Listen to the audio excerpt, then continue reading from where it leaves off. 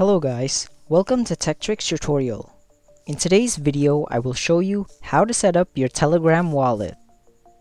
So let's get started. First, you want to click on the search bar up here, and then you want to search up wallet.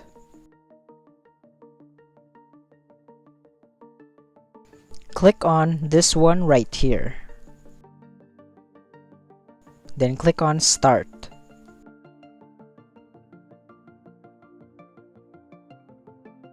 So our wallet now is pretty much ready.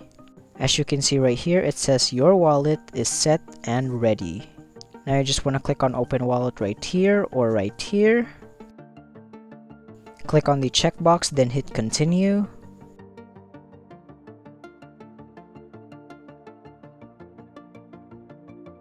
Now all you have to do is hit let's go. And that's pretty much it.